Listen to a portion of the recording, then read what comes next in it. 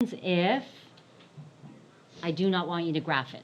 It'll be pretty obvious in the question. I didn't give you a grid.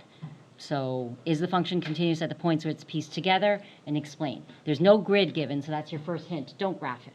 And sometimes you don't want to graph it, right? The graphing is like point, etc. So is there a way that we could have checked to see whether or not these functions were continuous or not continuous without graphing it? Yes. What you could have done is that you could have just checked it by seeing the connection.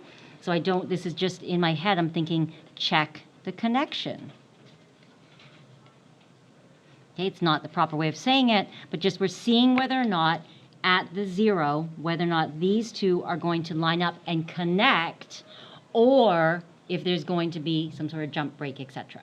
Right? And again, here, at the connection between this line and this parabola, if they're going to connect at 3. So we're looking to see the connection. That's what I mean by connection. Does that make sense? Right? Between these two, if at 0 they connect, or these two between that equation and this equation if they connect at 3. So you're checking to see that. You can also look to see, and it says where it's pieced together. We may or may not say that. Is this function continuous? We might not say where it's pieced together. We might just say, is it continuous? So that just means look at the whole function. Are there any asymptotes on this function? Line, nope. Quadratics, no asymptotes. Because if I just said, is it continuous, you would automatically look for any asymptotes that were already in the function embedded. Are there any open circles on open circles? That's closed, open, closed, up, nope. Because I could say, wait, it's discontinuous because it's definitely open because I had 2 open circles, right? So look at things like that. In this case here, we're looking at the connection. So we're going to look here. If you're going to pull the equations out of here, I want you to number them just so we know what you're doing. 1, 2, and 3. So we're going to number them a little bit. 1, 2, and 3, just so I know which equation is which. And I want to check to see at 0 whether or not they are touching or not. So we're going to check x equals 0. And where am I checking it? I'm going to check it in 1. Sub it into 1, so y equals 0 plus 1, which is 1. And I'm also going to check it. I'm also going to check it at 2, right? The connection between those two at y equals 2x plus 1. So that'll be 2 times 0 plus 1, which gets me 1. So between these two, it is continuous. So it's continuous at x equals 0. So they're saying, is the function continuous there? Yes, it is. Then you're going to check the next connection. Does that make sense what I did here? So I'm just checking to see if those 2 lines met.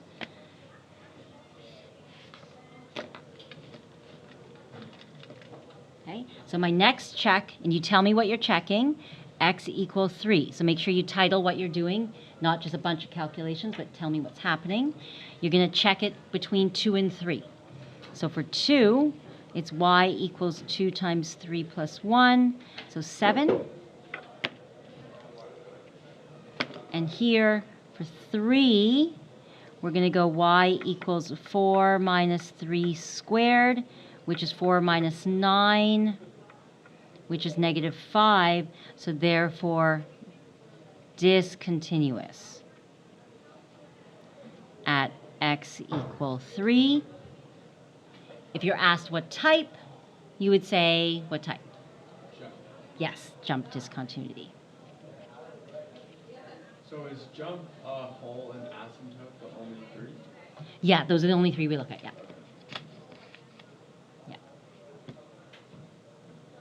That makes sense? So that's kind of nice because it's like you don't have to draw it. Sometimes you are tired of drawing them all. Yes?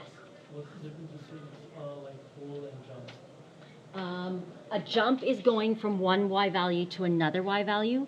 A whole or a removal discontinuity means something's missing, right? So it's like you cut a piece out. So the jump means that, look, it's connecting. It could possibly connect there, right? And that's the idea you were talking about with the domain, right? So the domain is there, but it's jumping from one y value to another. So this means I actually removed it from the graph. And that could be a space, right? A removable discontinuity could be like the graph is missing between 2 and 3. Just that whole little chunk is missing. So that would still be a point? Well, it's removable discontinuity. So it's point, we usually call it point because it's a single point. We would call it removable, would be more accurate with that one. Because if it's between two values, like between 2 to 5, it's gone, removable because it's gone. Yeah. Yeah. So to be more accurate, you would say removable because it's gone. All right. Now, is that good for those guys? All right. The next one, what if I'm saying I want you to force this graph to be continuous? I want you to find the value of k to make it continuous. So when I say here, to make it continuous, that means you're going to take those and you're going to set them equal. Set equal. So in your brain, you're going, oh, you want me to force those two to be equal, those equations to be equal. So here up here, we were checking to see if they were equal. Now I want you to set them equal and make them.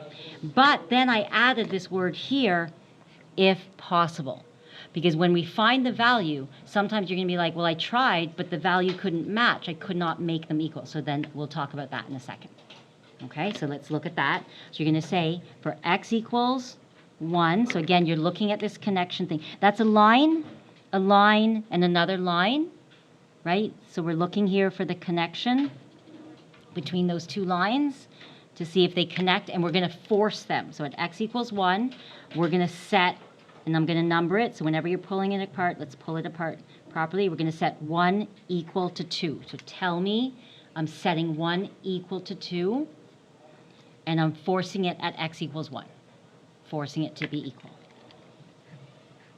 Okay, so now sub in 1, so it'll be 5 plus 6 times 1 equals negative 3 times 1 plus k. And you see, we're solving for k. So 5 plus 6, that'll be 11 equals negative 3 plus k, and that's 14 equals k. Okay. So in order for these two lines to connect, I need k to be 14. That's what that's saying. Then we're going to do the same thing for the next connection. So at 3. So here, the 3 and the 3. So we're going to do the same thing for that. So at x equals 3, okay, I'm going to set equal 2 and 3, because that's the connection. So 2 would equal 3. And we're subbing it in, 3. So negative 3 times 3 plus k equals 11. There's nowhere to sub in, so you just take the 11. Negative 9 plus k equals 11, so k has to equal 20. Uh-oh. And that's why I said, if possible. So that means in order to connect these two lines, I need k to be 20. To connect those two lines, I need k to be 14. So therefore, it's not possible. Not possible to find a value of k. Right? There's no set one value of k to connect these to make it continuous. Yes? So these two equations, they have to equal the same thing in order for them to connect? Well, these two have to equal 14 in order to get that line to connect with this one. But this one, in order to connect this line with this one, I need k to be 20. So therefore, the lines are still not going to be able to connect. All three lines are not going to be able to connect. So Yeah. if they were to connect, they all equal the same thing? Yes, exactly. Yeah. So if they were the same, that would be fine. Put 14 in. All three lines can connect. Right? So because they're different, it's impossible. So that's why it says, if possible. Any other question, clarification?